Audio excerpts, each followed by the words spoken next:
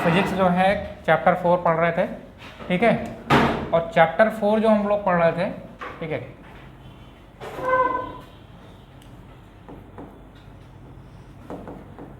Chapter 4, इस chapter 4 का क्या नाम है, मूविंग चार्ज एंड मैग्नेटिज्म। इसके हम लोग 2 लेक्चर ऑलरेडी कवर कर चुके हैं, ठीक है, इसके 2 लेक्चर हम लोग ऑलरेडी कवर कर चुके हैं। हमने क्या बताया था कि जब चार्ज क्या होता है, स्टैटिक फॉर्म में होता है, तो जब चार्ज स्टैटिक फॉर्म में होता है तो वहाँ से क्या प्रोड्यूस करता है, इलेक्ट्रिक फील्ड प्रोड्यूस करता है। क्योंकि इससे जब पहले चैप्टर हम पढ़ रहे थे तो वहाँ चार्ज को हम मूवमेंट नहीं करा रहे थे, चार्ज को हम मोशन में नहीं रख रहे थे। चार्ज हमारा क्या था, स्टैटिक हुआ करता था, कहीं ना कहीं रुका हुआ होता था। तो चार्ज जब स्टैटिक फॉर्म में हुआ करता था तो वहाँ पे उस स्टैटिक चार्ज की वजह से क्या प्रोड्यूस होता था, इलेक्ट्रिक फील्ड प्रोड्यूस होता था, ठीक है। लेकिन अब किसी भी करंट कैरिंग कंडक्टर में अगर हम चार्ज को मूवमेंट करा दिए, मतलब चार्ज फ्लो होने लगा, इसका मतलब वहाँ पे इलेक्ट्रॉन क्या होने लगा, फ्लो होने लगा, चार्ज मोशन के फॉर्म में आ गया।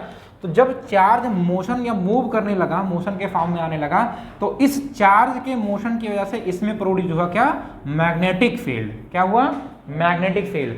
इसीलिए इस चैप्टर का नाम पड़ा मूविंग चार्ज। चार्ज क्या हो रहा है, मूव कर रहा है, और जब चार्ज मूव कर रहा है तो उस चार्ज के मूवमेंट की वजह से उस जो करंट कैरिंग कंडक्टर होता है उसमें प्रोड्यूस होता है मैग्नेटिक फील्ड। क्या होता है, मैग्नेटिक फील्ड। तो इसीलिए जब चार्ज क्या है, मूवमेंट करेगा तो प्रोड्यूस होगा मैग्नेटिक फील्ड। अगर चार्ज स्टैटिक फॉर्म में है तो प्रोड्यूस क्या होगा, तुम्हारा इलेक्ट्रिक फील्ड, ठीक है।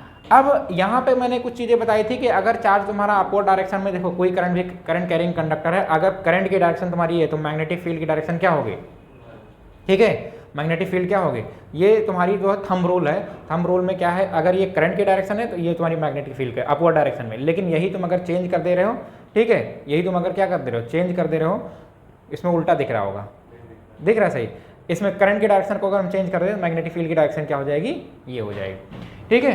तो यहाँ तक ये सब सारी चीज़ें हम लोग कवर कर चुके थे कल, और उसके बाद थोड़ी कुछ और चीज़ें उसको भी हम रिवीजन करवा देते हैं, फिर आज नए टॉपिक पे हम लोग क्या करते हैं, आते हैं, ठीक है।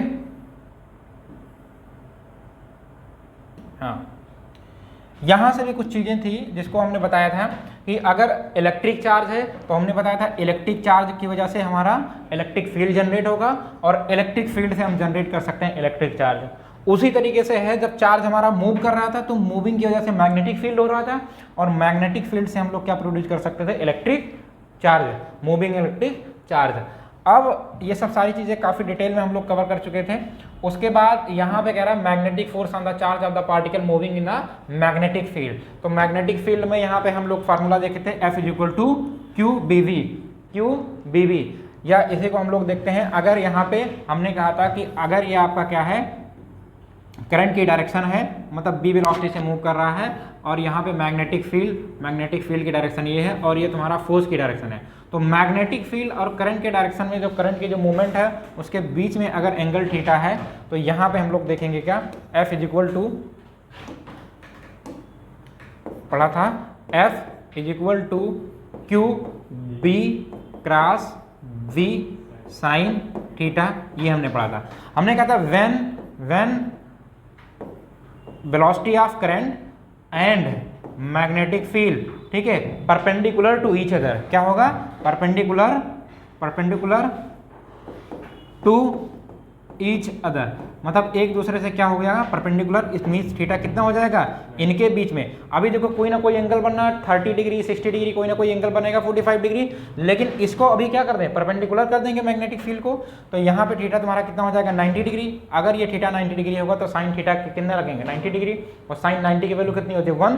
तो यहाँ पे जो तुम्हारा फोर्स आ जाएगा, F = आ जाएगा Q × B क्रॉस B, ठीक है। इसको इसी फॉर्म में ही हमें याद करके रखना है, B क्रॉस B, क्योंकि यहाँ वेक्टर प्रोडक्ट आएगा, क्रॉस प्रोडक्ट आएगा, क्रॉस प्रोडक्ट में अगर B क्रॉस B अगर उल्टा कर दिया तो आंसर क्या हो जाएगा, थोड़ा दिक्कत हो जाएगा, ठीक है। तो ये सारी चीज़ें हम लोगों ने यहाँ पे पढ़ लिया था डिटेल में। उसके बाद हमने यहाँ बताया था कि तुम्हें याद रखना है कि B क्रॉस B ये क्या है, डायरेक्शन हमारा रिप्रेजेंट करता है।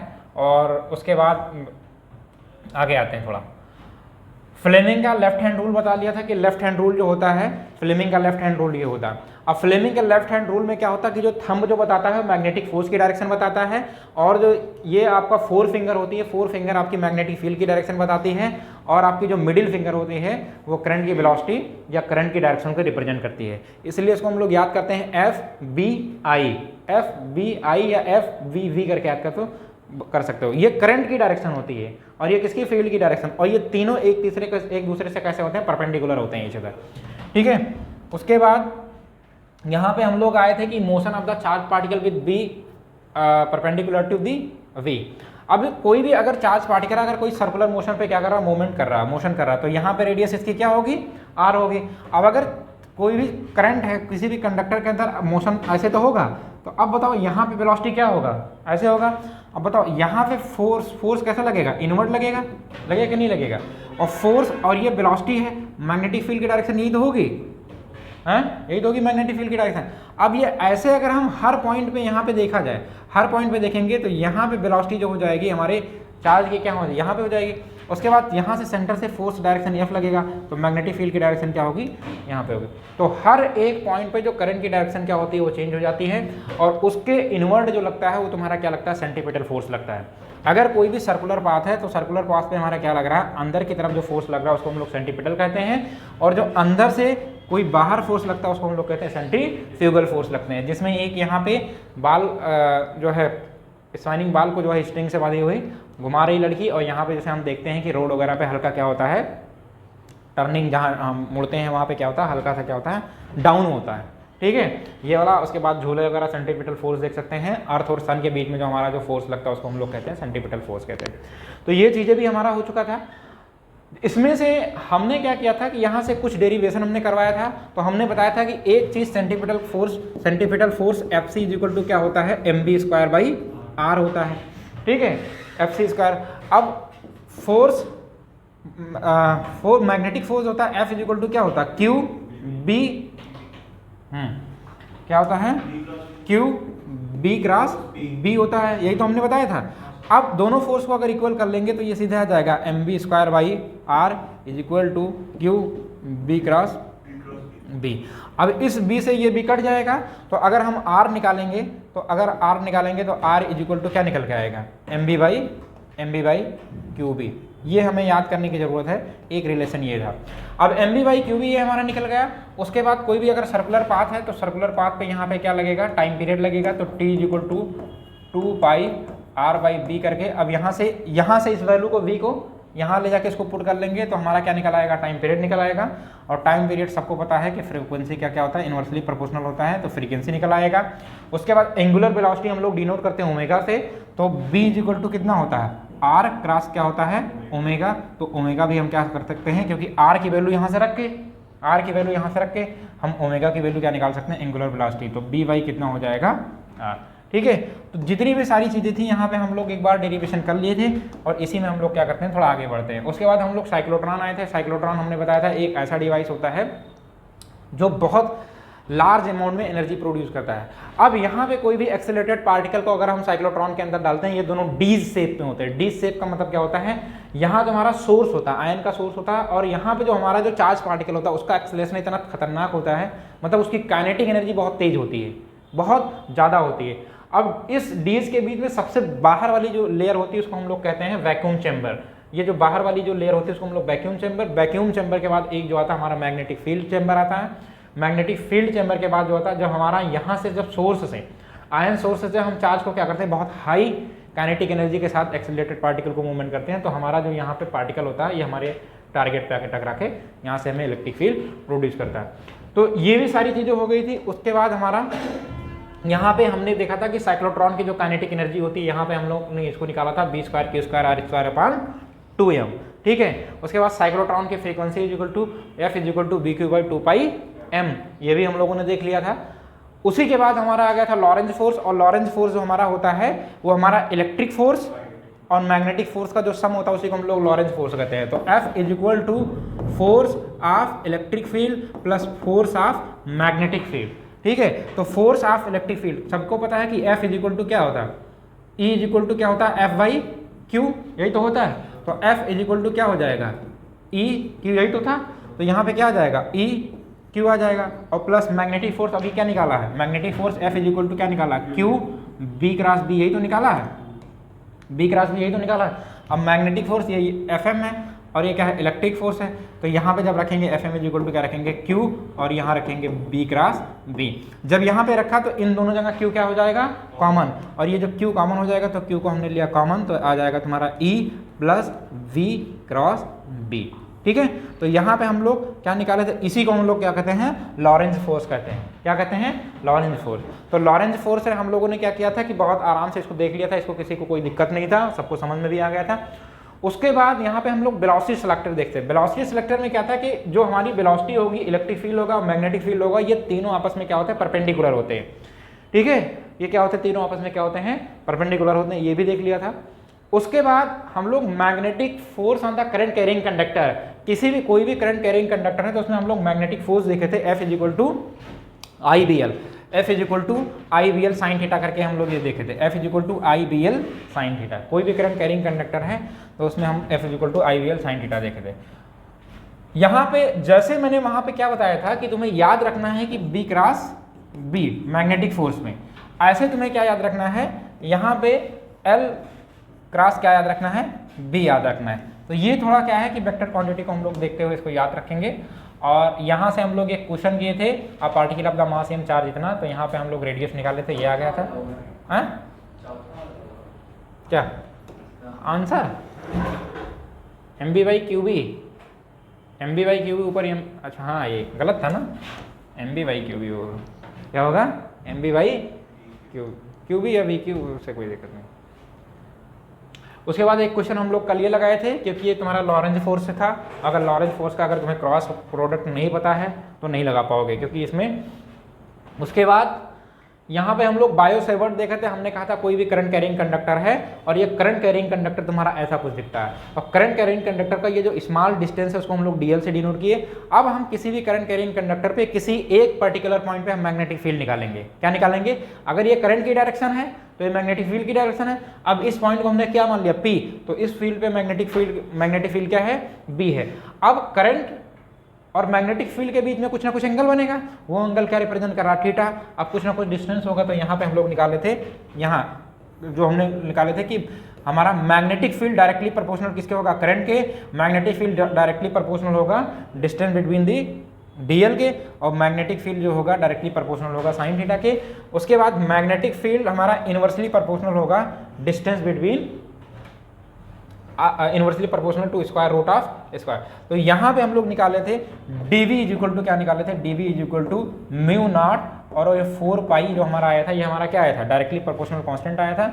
उसके बाद आया था I D L sine theta upon R square. इस म्यू नॉट की जो वैल्यू होती है, म्यू नॉट 4 पाई की जो वैल्यू होती है वो 10 टू द पावर माइनस कितनी होती है, 7, ठीक है, न्यूटन पर एम्पीयर स्क्वायर।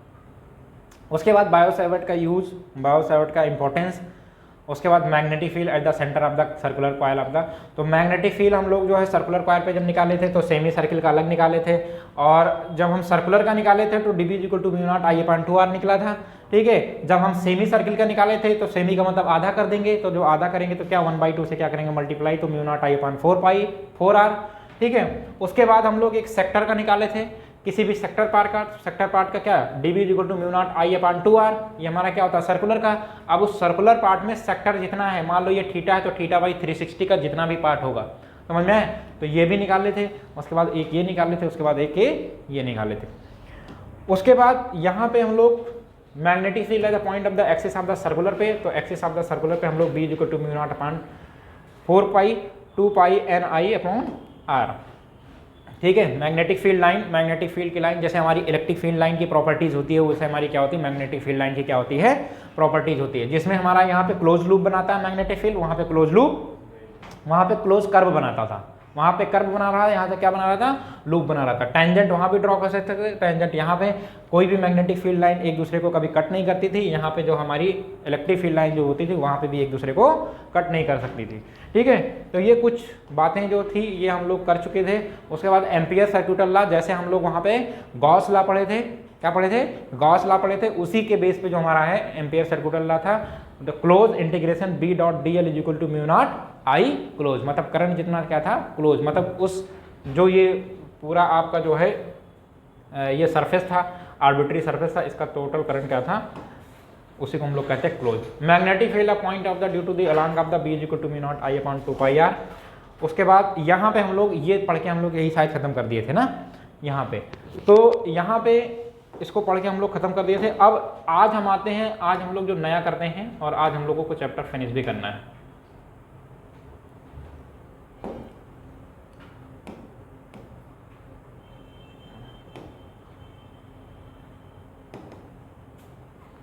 क्लियर, देख रहा है?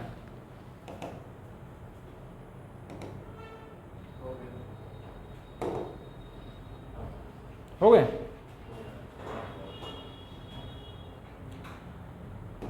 अब हम लोग पढ़ते हैं magnetic field due to a solenoid. Solenoid पढ़ा होगा, देखा भी होगा सोलेनाइड। ये देखो एक सोलेनाइड है, मतलब एक क्या है कि इसके जो वायर की जो बाउंडिंग की गई है ये कैसा है, ये सर्कुलर है। कैसा है, सर्कुलर। अब ये तुम्हारा जो सोलेनाइड होगा वो सर्कुलर भी हो सकता है, वो तुम्हारा रेक्टेंगुलर भी हो सकता है, सर्कुलर और रेक्टेंगुलर दोनों हो सकता है। अब ये जो सोलेनाइड है, इस सोलेनाइड की क्या है, इसी को हम लोग थोड़ा और एक्सपेंड किए हैं। तो जो सर्कुलर लाइन होते हैं, यहाँ पे मैंने बताया था कि जो फील्ड लाइन होती है, मैग्नेटिक फील्ड ऑफ लाइन होती है, ये क्या बनाती हैं, क्लोज कर्व बनाती हैं। ये देखो क्लोज कर्व बनाती है, कहीं इंटरसेक्ट एक दूसरे को कर रही है कहीं पे नहीं, तो एक क्लोज कर्व बनाती है। जब मैग्नेटिक फील्ड ऑफ लाइन देते हैं तो यहाँ पे हमारा जो चार्ज का डिस्ट्रीब्यूशन है ऊपर और नीचे अलग अलग है, तो मैग्नेटिक फील्ड लाइन हमारी कैसे, ये सीधे करंट के जा रही है। उसी फिगर को हम लोग थोड़ा और यहाँ पे एक्सपेंड किए हुए हैं। तो अगर हम एक प्लेन शीट करके देखते हैं, प्लेन शीट में कल मैंने बताया था कि अगर हम एंटी क्लॉकवाइज जाएंगे और क्लॉकवाइज जाएंगे, जब हम किसी भी प्लेन शीट पे देखते हैं तो प्लेन शीट पे देखते हैं, जब हमने क्या कहा था कि अगर करंट की डायरेक्शन क्या होगी, क्लॉकवाइज होगी, तो करंट की डायरेक्शन जब क्लॉकवाइज होगी तो मैग्नेटिक फील्ड कहाँ होगा, इनसाइड होगा, उसके ऊपर होगा, ठीक है, इसका सरफेस होगा। लेकिन अगर हमारा यहाँ पे देखते हैं कि अगर करंट की डायरेक्शन हमारी क्या होगी, एंटी क्लॉकवाइज होगी, तो मैग्नेटिक फील्ड हमारा जो क्या होगा, वो क्या होगा, आउटसाइड होगा, और आउटसाइड क्या होगा तो क्या होगा, जीरो होगा। मैग्नेटिक फील्ड क्या होगा, जीरो होगा। इसीलिए जो हमारा ये सरफेस बना हुआ आउटसाइड में मैग्नेटिक फील्ड क्या है, जीरो है। अब यहाँ पे देखो ए बी पे परपेंडिकुलर क्या है तुम्हारा, बी सी, और ए बी पे परपेंडिकुलर तुम्हारा क्या है, ए डी भी है। क्या है, ए डी भी है। अब यहाँ पे जब हम एम्पियर सर्क्यूटल लॉ लगाएंगे, एम्पियर सर्क्यूटल लॉ लगाएंगे, तो एम्पियर सर्क्यूटल लॉ क्या था, क्लोज इंटीग्रल, बताओ एम्पियर सर्क्यूटल लॉ क्या था, close integral B dot D L is equal to mu not I. ठीक है, म्यू नॉट आई था। अगर इसमें नंबर ऑफ टर्म हो, नंबर ऑफ टर्न हो, कॉइल की जो नंबर ऑफ टर्न होगी ना, तो उसको हम लोग क्या लिख देंगे, कैपिटल N से लिख देंगे। अब इस नंबर ऑफ टर्न में इस जो तुम्हारा सोलेनाइड है, सोलेनाइड के कुछ ना कुछ तो क्या होगी, लेंथ होगी, क्या होगी, कुछ ना कुछ क्या होगी, लेंथ होगी। अब इस लेंथ को भी हम लोग क्या कर देंगे, L से मल्टीप्लाई कर देंगे। तो close integral B dot D L is equal to mu not I N L. समझ में आया कि नहीं है? अब क्लोज इंटीग्रल को हटाएंगे तो B इज इक्वल टू क्या हो जाएगा, DL। अब D डॉट, अब इस DL को पूरा L लिख सकते हैं कि नहीं लिख सकते हैं? आप समझ में आ रहा है? L लिख दें। DL को हम क्या कर लें, जैसे हम कह रहे थे कि 2 पाई r के फॉर्म में कर रहे थे, ठीक है, तो रेडियस के फॉर्म में, तो रेडियस के फॉर्म में ना करते, B dot DL is equal to क्या हो जाएगा, mu not I N L. अब समझ में आ रहा है, DL पूरे लेंथ को। अब यहाँ पे B इज इक्वल टू क्या हो जाएगा, L से L क्या हो जाएगा, कट जाएगा, तो ये तुम्हारा म्यू नॉट एन आई, ये तुम्हारा क्या हो जाएगा, सोलेनाइड का मैग्नेटिक फील्ड हो जाएगा। अब समझ में आया कि नहीं आया, क्लियर है? तो सोलेनाइड का जो मैग्नेटिक फील्ड हो जाएगा B is equal to mu not N I हो जाएगा, ठीक है। तो यहाँ पे B इज इक्वल टू क्या आ जाएगा, म्यू नॉट एन आई आ जाएगा। क्या था, N जो है नंबर ऑफ टर्न है, N क्या है, N क्या है, नंबर ऑफ टर्न है, N जो है नंबर ऑफ टर्न है, B जो है मैग्नेटिक फील्ड है, ठीक है, और म्यू नॉट ये तुम्हारा तो कांस्टेंट है, I जो है तुम्हारा करंट है, L जो है हमारा जो सोलेनाइड है उसका क्या है, लेंथ है, ठीक। अब यहाँ पे सोलेनाइड के बाद जो हमारा आता है, इसमें आता है मैग्नेटिक फील्ड।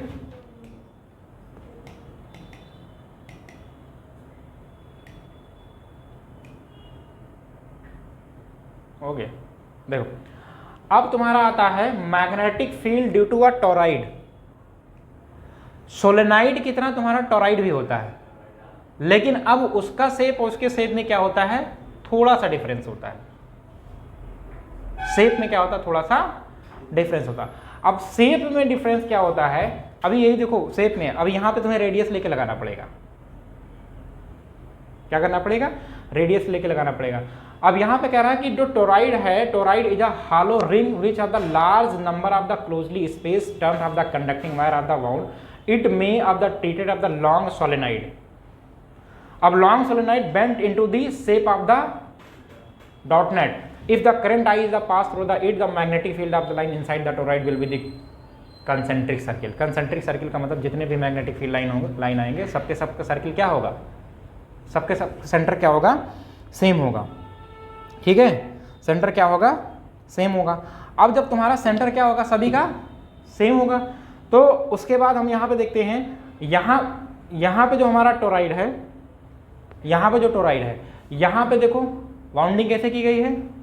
ठीक है, अब ये सर्कुलर फॉर्म में, यहाँ पे देखो ये तुम्हारा क्या है, सेंटर है, और सेंटर से ये डिस्टेंस तुम्हारी किसी पॉइंट पे मैग्नेटिक फील्ड एक की निकाली गई है, ये रेडियस की तुम्हारी क्या है, आर है, और ये पॉइंट क्या है, पी है। तो यहाँ पे जो मैग्नेटिक फील्ड निकल का है, B equal to mu not N I upon 2 pi R. ठीक है, तो अभी मैंने एक चीज बोली है कि जो आपका जो सोलेनाइड है और टोराइड में दोनों में क्या चेंज है, शेप में चेंजमेंट है। क्या है, शेप में चेंजमेंट है। तो जब वहां पे हम लोग क्या लगाए थे, एम्पियर लगाए थे, सर्कुलर लॉ लगाए थे, तो यहाँ पे एम्पियर सर्कुलर लॉ भी लगाएंगे। क्या आएगा, close integral B dot D L is equal to क्या आएगा, म्यू नॉट आई। अगर नंबर ऑफ टर्न है तो उसको क्या मल्टीप्लाई कर देंगे एन से। समझ में आया कि नहीं है।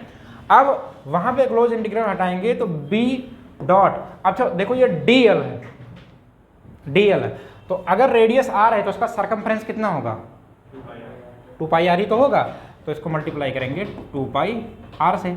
ठीक है, अगर इसका रेडियस हम लोग क्या मान लें, इसका सेंटर से रेडियस क्या मान लें, आर। ठीक है, अब यहाँ पे आ जाएगा म्यू नॉट आई एन, तो यहाँ पे मैग्नेटिक फील्ड निकालेंगे, बी इक्वल टू क्या आ जाएगा, mu not I N upon कितना आ जाएगा, 2 पाई आर। अब कुछ समझ में आया कि नहीं आया, थोड़ा बहुत तो समझ में आया होगा। वहां पे मैं वही चीज क्या कर रहा था, उसके लेंथ को हम लोग किससे, या तो एल से लिख दो या तो 2 पाई आर से लिख दो। ठीक है, तो ये तुम्हारा क्या था, टोराइड था। अब एक चीज तुम लोगों को डिफरेंस निकाल के लेना है कि कुछ difference, what is the difference between the magnetic solenoid and toroid में। ये डिफरेंस तुम्हें कल ढूंढ के लेके आना है कि टोराइड और उसमें डिफरेंस क्या है। अब force between the 2 parallel current carrying of the conductor, 2 parallel current carrying conductor है, जैसे एक कंडक्टर हमारा ये है और एक कंडक्टर ये है। अब इन दोनों कंडक्टर में करंट की डायरेक्शन अगर सेम होगा तो फोर्स क्या होगा, और अगर करंट की डायरेक्शन दोनों एक दूसरे से अपोजिट होगा तो क्या होगा। ठीक है, तो यहां पे अलग अलग चीजें बताई गई हैं। यहां पे कह रहा है कि फोर्स, ये फोर्स बताना है कि force between 2 parallel current carrying conductor. बताओ, एक करंट कैरिंग कंडक्टर ये है जिसकी वैल्यू कितनी है, I1, कितना है, I1, और दूसरी करंट कैरिंग कंडक्टर क्या है, I2। इस दोनों करंट कैरिंग कंडक्टर के बीच में जो सेपरेशन लिया गया है वो क्या लिया गया है, वो D लिया गया है। ठीक है, अब कोई भी करंट कैरिंग कंडक्टर है तो यहाँ पे किसी भी पॉइंट पे अगर मान लिया ये पॉइंट क्या हमारा O है और ये पॉइंट हमारा क्या है, P है, O और P पे जो हमारी फोर्स की डायरेक्शन होगी, ये फोर्स की डायरेक्शन क्या होगी, देखो पहला वाला जो है यहाँ पे, इस पे फोर्स क्या होगा, अलग होगा, इस पे फोर्स क्या होगा, अलग होगा। अब जब हम न्यूटन का जब थर्ड लेक्शन पढ़ते हैं F12 is equal to F21, उसी तरीके से तुम्हारा क्या है, F12 is equal to F21। Magnetic field इसके लिए क्या है, अलग होगी, इसके लिए क्या होगी, अलग होगी, क्योंकि दोनों में करंट क्या है, अलग अलग है। तो यहाँ पे B1 मैग्नेटिक फील्ड यहाँ पे क्या है, क्या है, करेक्ट करंट की डायरेक्शन जो तुम्हें दोनों बता रहे थे कि अपवर्ड डायरेक्शन और डाउनवर्ड डायरेक्शन में, तो यहाँ Z axis plus Z axis minus Z axis तुम्हें पता है, वहां से तो ध्यान दो। ठीक है, तो यहाँ पे तुम्हारी मैग्नेटिक फील्ड की डायरेक्शन, ठीक है। अब यहाँ पे जब F12 पे निकालेंगे तो I L mu naught I upon कितना 2 पाई D. Mu naught I upon 2 pi D की वैल्यू किसकी है? टोराइड की। और ये तुम्हारी जो वैल्यू है मैग्नेटिक फील्ड की वैल्यू है, ठीक है। अब उसके बाद F21 इज इक्वल टू निकालेंगे, तो दोनों के लिए हम निकालेंगे तो हम सीधा क्या लिखेंगे, I1 multiplied by I upon L by 2D, ठीक है। अब force per unit length of the पर सेकेंड अगर देखेंगे तो डायरेक्ट हमारा जो फोर्स निकल के आएगा यहाँ पे किसी भी कंडक्टर का force per unit length of the conductor mu naught I1 I2 upon 2 pi D. दोनों करंट के लिए क्या करेंगे, अच्छा I1 upon I1 multiplied by I, ये कुछ तुम्हारा इलेक्ट्रोस्टेट से मिलता जुलता मिल रहा है कि नहीं मिल रहा है? I1 जैसे दो हमारे चार्ज होते थे Q1 Q2 करते थे, ऐसे हमारा जो यहाँ पे जब हम इसमें मैग्नेटिक फील्ड में देखते हैं तो जो हमारा करंट होगा यहाँ पे I1 और I2 करके होता है, ठीक है। तो म्यू नॉट यहाँ पे कुछ कांस्टेंट आता था, जैसे हम लोग क्या निकालते थे फोर्स, तो यहाँ पे कांस्टेंट आता था। अब यहाँ पे Q1 मल्टीप्लाइड बाई क्या आता था, Q2 आता था, ठीक है। अपॉन यहाँ पे क्या आता था, ये डिस्टेंस आता था d स्क्वायर, ठीक है। तो वही चीज़ यहाँ पे क्या है, दो प्लेन सीट है और जो प्लेन सीट पे जब निकालते तो mu not I1 I2 upon 2 pi D. अब इसी में देखो एक फिगर तुम्हारा ये क्या है कि जब दोनों कैसे हैं, दोनों की डायरेक्शन क्या है, जब सेम है, दोनों करंट की डायरेक्शन क्या है, I1 और I2 की डायरेक्शन क्या है, जब सेम है। तो यहाँ पे करा if two straight parallel conductor carry current in a same direction attract each other, क्या करेंगे, एक दूसरे को अट्रैक्ट करेंगे विद द सेम फोर्स के साथ। इसीलिए यहाँ पे तो बताया गया था F12 is equal to F21। इससे पहले वाला जो हम लोग निकाले थे फोर्स जो निकाला है वहाँ पे क्या निकला है, म्यू I1 I2 अपॉन 2 पाई, और डिस्टेंस क्या था दोनों करंट कैरिंग के, डी था, तो 2 पाई डी था। लेकिन यहाँ पे कह रहा है कि अगर कोई भी टू स्ट्रेट पैरेलल कंडक्टर है कैरी कर रहा अपोजिट डायरेक्शन में, क्या कर रहा है, अपोजिट डायरेक्शन में, तो दोनों एक दूसरे को क्या करेंगे, रिपेल कर रहा है। जब डायरेक्शन अपोजिट होगा तो दोनों एक दूसरे को क्या करेंगे, रिपेल करेंगे। देखो ये इधर जा रहा है, यहाँ इसकी जो फोर्स की डायरेक्शन है F12 इधर है और F21 ये कर रहा है रिपेल, और ये दोनों एक दूसरे को क्या कर रहे हैं, अट्रैक्ट कर रहे हैं। तो यहाँ पे ये ध्यान देना है कि जब करंट की डायरेक्शन दोनों वायर में पैरेलल प्लेट में दोनों में क्या होगी, सेम होगी, तो दोनों एक दूसरे को क्या करेंगे, अट्रैक्ट करेंगे। लेकिन अगर करंट की डायरेक्शन क्या होगी, एक दूसरे के अपोजिट हो जाएगी, तो दोनों एक दूसरे को क्या करेंगे, रिपेल करेंगे। अब इधर आते हैं, ये भी ऐसे। अब कह रहा है current carrying loop as a magnetic dipole. अगर किसी भी करंट कैरिंग कंडक्टर के अंदर अगर हम डायपोल रख देते हैं, मैग्नेटिक डायपोल रखेंगे, तो मैग्नेटिक डायपोल रखने से क्या चेंजेस हो जाएंगे। देखो लार्ज डिस्टेंस अगर किसी भी करंट कैरिंग कंडक्टर में अगर हम क्या करते हैं, उसके एक्सिस के अलोंग अगर हम क्या करते हैं, करंट के एक्सिस के अलोंग क्या करते हैं, जैसे ये हमारा क्या है, करंट की डायरेक्शन है, और इसी में हमने क्या रख दिया, मैग्नेटिक डायपोल रख दिया।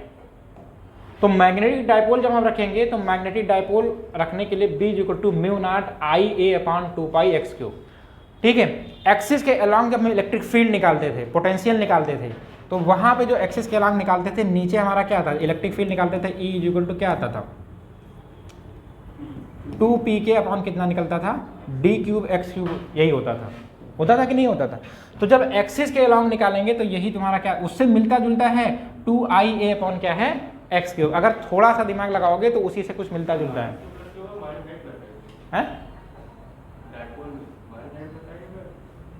क्या कह रहे हो, डायपोल जो है प्लस क्यू माइनस क्यू होगा या माइनस क्यू, अरे माइनस आई प्लस आएगा, कहाँ पे माइनस आई प्लस, ये डायपोल जो बनाया अभी, हाँ ये माइनस आई होगा क्यू होगा, अरे मैंने ये चार्ज बताया है कि डायपोल वो आई माइनस आई प्लस आई होगा। अब यहाँ पे देखो वही चीज इक्वेशन लिखा हुआ है कि इलेक्ट्रिक फील्ड हम लोग निकालते थे E equal to 1/4 pi epsilon nought 2p by x cube, यही तो निकल के आता था, जो मैंने यही चीज तो यहाँ पे बताई है, वही चीज तो निकल के आता था। अब कह रहा है कि जो IA term IA is the magnetic analog, जो IA जो है इसी को हम लोग मैग्नेटिक डायपोल कहते हैं, मैग्नेटिक एनालॉग या मैग्नेटिक डायपोल। तो मैग्नेटिक डायपोल को M इज इक्वल टू हम लोग क्या लिखेंगे, IA लिखेंगे, ठीक है, मैग्नेटिक डायपोल। अगर हम वैसे लीनियर में देखेंगे तो डायपोल मोमेंट हमारा क्या निकलता था, P is equal to 2QL निकलता था, तो वहाँ पे जब हम निकल P इक्वल टू क्या निकलता था 2QL, लेकिन यहाँ पे जब हम मैग्नेटिक फील्ड में आते हैं तो मैग्नेटिक डायपोल निकलता है, M इक्वल टू क्या निकलता है IA। तो ये दोनों हमें याद रखना है, ठीक है। मैग्नेटिक में हमारा अलग था, ठीक है, क्योंकि जब हम यहाँ करंट में देखते हैं तो मैग्नेटिक डायपोल मोमेंट हमारा कितना निकलता है IA, लेकिन हम वहाँ जब चार्ज पे निकालते थे तो magnetic dipole P equal to 2QL निकल के आता था। यहाँ पे कंपेरिजन चीज़ों को करवाया गया। अब यहाँ पे देखो IA का जो टर्म है, IA का जो टर्म है यहाँ पे mu nought upon 4 pi two IA upon X cube, तो म्यू नॉट अपान 4 पाई इसकी वैल्यू तो सबको पता है 10 टू द पावर -7 होती है। अब यहाँ पे जो है 2 लिखा हुआ है तो IA की जगह क्या रख सकते हैं, m रख सकते हैं, 2m/x एक्स क्यू। तो यहाँ पे मैग्नेटिक फील्ड और उसके बाद में क्या है तुम्हारा यहाँ पे मैग्नेटिक डायपोल के बीच में जो रिलेशन आ जाएगा ये तुम्हारा आ जाएगा B is equal to mu nought upon 4 pi two m/x cube, ठीक है। ये रिलेशन हमें याद रखना कि मैग्नेटिक फील्ड और मैग्नेटिक डायपोल के बिटवीन में जो रिलेशन आएगा mu nought upon 4 pi two m/x cube, ठीक है। तो ये चीज़ें क्या है तुम्हें रिलेशन के लिए यहाँ बताएगा। अब B observe that the magnetic moment depends only on the area of the loop but not its shape. उसके शेप पे डिपेंड नहीं कर रहा है, उसके एरिया पे डिपेंड कर रहा है कि उसका एरिया कितना है। अब उसके बाद इसी में हम लोग आते हैं टॉर्क। वहां पे क्या पढ़ा था, टाउ इक्वल टू, हम लोग चार्ज में पढ़े थे, टाउ इक्वल टू क्या पढ़े थे, पी साइन थीटा पढ़े थे मैग्नेटिक डायपोल में जो रखा हुआ था। तो वहां पे जब हम टाउ इक्वल टू क्या पढ़े थे, पी ई साइन थीटा, और ये पी क्या था, डायपोल मोमेंटम था, ई क्या था, इलेक्ट्रिक फील्ड था। यहां पे हम magnetic dipole current carrying conductor में जब हम पढ़ेंगे तो यहां पे हम लोग टाउ इक्वल टू क्या पढ़ते हैं, M cross B sine theta. कुछ चेंज दिखाई दे रहा है, कुछ नहीं। इलेक्ट्रिक फील्ड के जगह पे यहां क्या आ गया भाई, मैग्नेटिक फील्ड आ गया। यहां पे मोमेंटम की जगह पे हमारा डायपोल मोमेंटम की जगह से मैग्नेटिक डायपोल मोमेंटम आ गया। कुछ चेंज हो रहा है, कुछ नहीं, बस खाली थोड़ा सा दिमाग लगाना है, उसके बाद सारे के सारे क्या हो जाएंगे।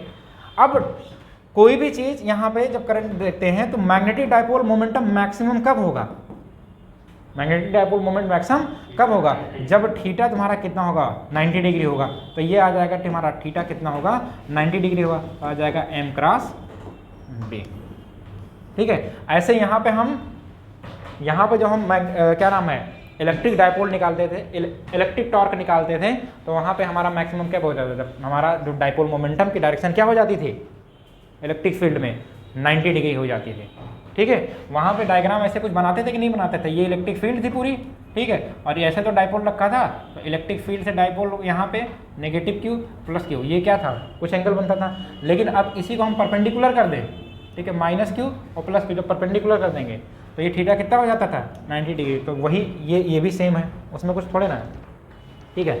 अगर यहाँ पे हम क्या देखेंगे, नंबर ऑफ टर्म वगैरह देखेंगे, हम एम इज इक्वल टू आई भी रख सकते हैं, आई ए रख सकते हैं कि नहीं रख सकते हैं। अगर यहाँ पे हमें टाउ मैक्सिमम निकालना है तो टाउ इज इक्वल टू क्या आ जाएगा, एम इज इक्वल टू हमें पता है कि क्या होता है, आई ए होता है, मल्टीप्लाइड बाई क्या हो जाएगा, बी। अब नंबर ऑफ टर्म है तो एन से क्या कर देंगे, मल्टीप्लाई कर देंगे, ठीक है। तो यहाँ पे तुम्हारा आ जाएगा tau maximum is equal to N I B. इस हाँ इसमें कोई दिक्कत नहीं है ना किसी को। अब हम लोग आगे आते हैं, देखो moving coil galvanometer, pointer galvanometer, moving coil galvanometer. देखो ये इमेज क्या है कि इसको थोड़ा हमने उल्टा रख दिया था क्योंकि यहाँ स्पेस जगह नहीं था। देखो गैल्वेनोमीटर एक ऐसा डिवाइस है, galvanometer is a device that use to detect of the small electric current, ठीक है। Measure its of the magnitude, the current and its intensity are usually of the indicated by the magnetic needles movement that of the coil of the magnetic field, which is the importance of the part of the galvanometer, ठीक है। तो galvanometer में क्या होता है कि small amount को current को मेजर करने के लिए गैल्वेनोमीटर का हम लोग यूज करते हैं बहुत स्मॉल अमाउंट में। अब गैल्वेनोमीटर की जो वर्किंग है, ये वर्किंग प्रोसेस क्या है कि गैल्वेनोमीटर में क्या होता है, ये वाला पूरा अपर पोर्शन होता है, ठीक है, ये वाला पूरा क्या होता है, अपर पोर्शन होता है, ये वाली क्या होती है, हमारी लोअर पोर्शन होती है, ठीक है। इसको यहाँ पे यही पोर्शन है ये हमारा अपर पोर्शन, ये वाला लोअर पोर्शन, लेकिन इसको यहाँ पे जो है सेट करके 2 इमेज में दिखाया गया है। यहाँ पे क्या होता है, एक मिरर लगी होती है और ये होता है अपर सस्पेंशन, और यहाँ पे जो तुम्हारी कॉइल होती है इसी को हम लोग कहते हैं मूविंग कॉइल। ये जो तुम्हारी कॉइल होती है क्या होती है, मूविंग कॉइल, और दोनों तरफ तुम्हारा लगा होता है मैग्नेट लगा होता है, ठीक है, दोनों तरफ तुम्हारा क्या लगा होता है मैग्नेट, और ये तुम्हारा पूरा होता है लोअर डिवीजन। अब लोअर डिवीजन में अब यहाँ पे देखते हैं कि ये कुछ हम लोगों ने भी क्या पढ़ा था, करंट के डायरेक्शन वाला, करंट के डायरेक्शन के लिए पढ़ा था। वहाँ पे फोर्स, जब हमारी करंट की डायरेक्शन दोनों कॉइल में क्या होगी, सेम होगी, तो फोर्स क्या होगा, ठीक है, और दोनों में क्या होगी, अपोजिट होगी, तो फोर्स क्या होगा। तो जब हमने बताया था सेम होगा तो दोनों को क्या करेगा, अटैक करेगा, जब अपोजिट क्या होगा, रिपल होगा। उसी चीज को जो है यहाँ पे एक्सप्लेन किया गया है, ये हमारा रीडिंग होता है, क्या होता है, रीडिंग होता है, और इसी पे लिखा होता है 1 एम्पियर, 2 एम्पियर, 4 एम्पियर, 5 एम्पियर लिखा होता है, ठीक है। ये मैग्नेटिक क्या होती है, नीडल होती है, जो पॉइंट करती है कि कितना एम्पियर करंट को हम लोग मेजर कर रहे हैं, समझ में आया कि नहीं है। और ये हमारा मैग्नेटिक नीडल होता है, ये स्प्रिंग होता है, और ये सॉफ्ट आयरन का कोर लगा होता है। जितने भी कोई भी इंस्ट्रूमेंट है जो तुम्हारे इलेक्ट्रॉनिक डिवाइस होता है, सब में क्या होता है, सॉफ्ट आयरन कोर लगा होता है। क्यों, क्योंकि उसमें हिस्टैरिसीस लॉस को और जो करंट जो लॉस होता है उसको क्या करने के लिए, रिमूव करने के लिए हम सॉफ्ट आयरन लगाते हैं, ठीक है। अब यहाँ पे बताया गया है, let a current I flow through the rectangular coil of the number of the turn n of the cross sectional area A when this coil is a place of the uniform of the radial magnetic field B, the coil of the experience number of torque tau। तो यहाँ पे जो हम लोग देखेंगे relation, तो हम लोग ऊपर देख ही चुके हैं, टाउ इज इक्वल टू क्या, m क्रॉस b भी देख सकते हैं, और टाउ इज इक्वल टू क्या, मैग्नेटिक फील्ड, और दोनों देख चुके हैं। अब उसके बाद आ रहा है कि फॉर स्मॉल डिफ्लेक्शन, अगर इसमें डिफ्लेक्शन बहुत थोड़ा हो रहा है, इसका मतलब नंबर ऑफ करंट क्या है, कम है। अगर मैग्नेटिक नीडल है, अगर इसमें डिफ्लेक्शन बहुत ही कम होगा, पहली बात ये गैल्वेनोमीटर का यूज हम किस लिए कर रहे हैं, बहुत करंट, बहुत स्मॉल अमाउंट करंट मेजर करने के लिए। अगर इसमें डिफ्लेक्शन कम होगा, इसका मतलब करंट इसमें बहुत क्या है, बहुत ही कम है। लेकिन अगर इसमें डिफ्लेक्शन थोड़ा ज़्यादा हो रहा है तो इसका मतलब क्या है कि करंट ज़्यादा है। लेकिन कह रहा है अगर स्मॉल डिफ्लेक्शन के लिए हम कर रहे हैं, small deflection of the coil, अगर कॉइल में स्मॉल डिफ्लेक्शन हो, the deflection is the proportional to the current, तो डिफ्लेक्शन क्या होगा, प्रोपोर्शनल टू दी करंट होगा। इसीलिए यहाँ पे I inversely proportional to the theta.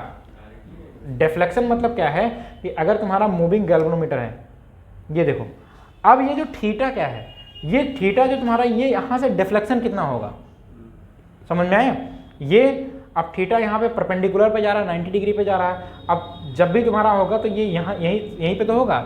उसके बाद जब करंट इंक्रीज करेगा तो डिफ्लेक्शन कुछ ऐसे होगा। अब डिफ्लेक्शन जो डिफाइन करती है, तो यहाँ पे कह रहा है कि डिफ्लेक्शन जो होगा आई डायरेक्टली प्रोपोर्शनल टू क्या हो जाएगा, थीटा। अब डायरेक्टली प्रोपोर्शनल का साइन हटाएंगे तो के कांस्टेंट आ जाएगा, और सी अपॉन एन बी, ये तुम्हारा पूरा क्या है, कांस्टेंट है। सी क्या है, कपल पर यूनिट ट्विस्ट है, ठीक है। उसके बाद एन क्या है, नंबर ऑफ टर्न है, और ए एरिया ऑफ द कॉइल है, बिग मैग्नेटिक फील्ड, और थीटा क्या है, deflection of the coil of the in radian में है, ठीक है। तो ये तुम्हारा, ये इसका रिलेशन पूरा याद करने के लिए हमें खाली ये वाला रिलेशन याद होना चाहिए कि अगर स्मॉल डिफ्लेक्शन होगा तो स्मॉल डिफ्लेक्शन के लिए जो हमारा करंट और डिफ्लेक्शन में रिलेशन होगा, I inversely proportional to, directly inversely का है, inversely I directly proportional to क्या हो जाएगा, थीटा हो जाएगा। उसके बाद में यहाँ पे करंट सेंसिटिविटी तुम्हारी भी है, ठीक है। करंट सेंसिटिविटी जो होती है, मतलब कितना करंट को सेंस कर पा रहा, ठीक है। जो हमारा डिफ्लेक्शन होता है, डिफ्लेक्शन और करंट का जो रेशियो होता है, उसी को हम लोग क्या कहते हैं, गैल्वेनोमीटर में करंट सेंसिटिविटी कहते हैं, ठीक है। और जो यहाँ पे थीटा होता है हमारा कितने होता है, रेडियन में होता है। तो sensitivity theta upon I of the galvanometer is numerically equal to the deflection of the produce of the galvanometer unit of the current flow. तो यहाँ पे आई इज इक्वल टू क्या, हम के थीटा, क्योंकि हम लोग I directly proportional to theta निकाले थे, तो आई अगर हटाएंगे तो ये क्या आ जाएगा, के थीटा आ जाएगा, ठीक है। तो यहाँ पे अगर हम के इज इक्वल टू देखेंगे तो थीटा अपॉन क्या आ जाएगा, आई, के इज इक्वल टू क्या आ जाएगा, थीटा अपॉन आई। तो theta upon I, theta upon I, अब थीटा अपॉन आई से यहाँ क्या है, एन बी ए सी, क्योंकि यहाँ पे जब हम लोग लिखे थे आई इज इक्वल टू, ठीक है, आई इज इक्वल टू उसके बाद देखते हैं एन ऊपर सी था, सी अपॉन क्या था एन बी ए और मल्टीप्लाइड में क्या था के था। ठीक है, ये ट्विस्ट कपलिंग है। क्या है? Twist coupling. इसमें देखो क्या है, ये जो तुम्हारा मैग्नेट लगा हुआ है इसी को हम लोग कहते हैं, मैग्नेट को क्या कहते हैं? Twist coupling.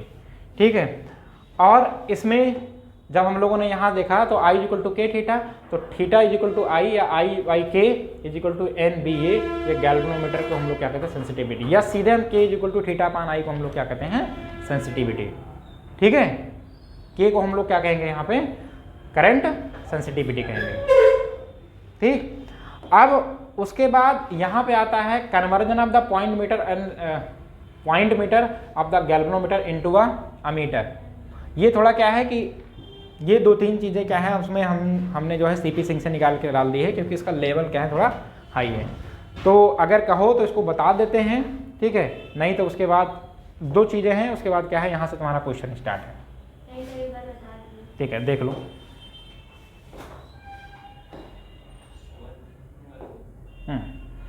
देखो conversion of the point meter, अब पॉइंट मीटर से कह रहा है गैल्वेनोमीटर इनटू अ अमीटर। ठीक है, conversion of the point meter galvanometer into ammeter में। अब यहाँ पे देखो ये जो तुम्हारा है ये पूरा एक सर्कुलर लूप है, और सर्कुलर लूप में यहाँ पे तुम्हारा क्या लगा हुआ है? अमीटर लगा हुआ है। क्या लगा हुआ है? अमीटर। अमीटर जो है यहाँ पे तुम्हारा क्या है? आई डिनोट कर रहा है। उसके बाद यहाँ पे ये गैल्वेनोमीटर लगा हुआ है, और गैल्वेनोमीटर और यहाँ पे एक तुम्हारा संट लगा हुआ है। तो गैल्वेनोमीटर और संट एक दूसरे से कैसे जुड़े हुए हैं? ये पैरेलल जुड़े हुए हैं। ठीक है, गैल्वेनोमीटर और संट जो तुम्हारा एक दूसरे से पैरेलल जुड़े हुए हैं, तो कह रहा है galvanometer can be convert into a ammeter by the connecting a low resistance. Low resistance is called shunt, is called shunt. अब देखो यहाँ पे जब हम लोग उससे पहले वाला चैप्टर पढ़े थे तो वहाँ पे हम लोग संट, करंट और गैल्वेनोमीटर वहाँ पे पढ़े थे। ठीक है, हाँ, parallel to the galvanometer coil. Full scale के लिए डिफ्लेक्शन अगर देखेंगे तो I इक्वल टू क्या होगा? I S upon G plus S होगा। ठीक है, उसके बाद यहाँ पे where I is the maximum current range of the measured the galvanometer, galvanometer is the resistance of the galvanometer and shunt is the shunt resistance. ठीक है, इसका मतलब जो गैल्वेनोमीटर में करंट होगा वो डायरेक्टली प्रोपोर्शनल क्या होगा? तुम्हारे टोटल करंट के। तो यहाँ पे जो संट इज इक्वल टू क्या हो जाएगा? आई जी अपॉन आई माइनस जी। अब यहाँ पे जो फुल डिफ्लेक्शन होगा, ठीक है, फुल स्केल के लिए डिफ्लेक्शन जब देखेंगे तो हमारा क्या होगा? I S upon G plus S. ठीक है, लेकिन अगर डिफ्लेक्शन वही तुम्हारा इनवर्स हो जाएगा तो यही तुम्हारा करंट क्या हो जाएगा? माइनस हो जाएगा। तो आई जी, आई स्मॉल जी, जी जो है ये गैल्वेनोमीटर में करंट जा रहा है, तो आई जी अपॉन आई माइनस क्या हो जाएगा? जी। ये तुम अगर देख पाना तो देख लेना, क्योंकि ये क्या है? थोड़ा एडिशनल है। और उसके बाद यहाँ पे इसी का थोड़ा उल्टा था, conversion of the point meter galvanometer into the voltmeter. अब गैल्वेनोमीटर से अगर वोल्ट मीटर में जा रहे हैं, अब देखो उसमें क्या था कि गैल्वेनोमीटर और संट का जो हमारा जो कनेक्शन था वो कैसा था? पैरेलल था। और यहाँ पे क्या हो जा रहा है? हमारा उल्टा हो जा रहा है, मतलब किस में हो जा रहा है? सीरीज में हो जा रहा है। ठीक है, क्योंकि जब यहाँ पे जब पोटेंशियल डिफरेंस देखेंगे, यहाँ पे वोल्ट मीटर है, तो वोल्ट मीटर में पोटेंशियल डिफरेंस हमारा जाएगा, तो हम बी इज इक्वल टू क्या निकालते हैं? आई आर निकालते हैं। आई आर ही तो देखते हैं, B is equal to I R. तो आई तुम्हारा क्या है? ये गैल्वेनोमीटर में तुम्हारा करंट है, और जी प्लस आर ये दोनों किस में जोड़ रहे हैं? सीरीज में जोड़ रहे हैं। तो potential difference is equal to आ जाएगा बी इज इक्वल टू क्या? आई, और तुम्हारा रेजिस्टेंस दोनों किस में जुड़ जाएगा? गैल्वेनोमीटर और दोनों किस में जुड़ेंगे? सीरीज में। तो जी प्लस क्या हो जाएगा? आर हो जाएगा। अब इसी को हम लोग देखें, गैल्वेनोमीटर में जो पोटेंशियल का रिलेशन आ जाएगा आई जी इक्वल टू क्या आ जाएगा? आई जी डायरेक्टली प्रोपोर्शनल क्या आ जाएगा? बी। अब इसी से तुम्हारा यहाँ पे ये आगे रिलेशन निकाल दिया गया, आर निकाला गया है। तो अब चाहे आर निकालो, अगर तुम्हें ये मेन चीज़ें पता है तो चाहे आर निकालो, चाहे आई जी निकालो, और चाहे जी निकालो, हम कुछ भी यहाँ पे निकाल सकते हैं। तो R is equal to B upon I G minus क्या निकाल दिया गया है? जी। हमें मेन यही याद रखना है कि अगर हम गैल्वेनोमीटर से वोल्ट मीटर में आते हैं तो B G equal to I G plus G plus R याद रखेंगे। ठीक है, ये चैप्टर तुम्हारा क्या होता है? फिनिश। इस चैप्टर में अब तुम्हें खाली करना है क्वेश्चन। ठीक है, अब इसको बंद करो।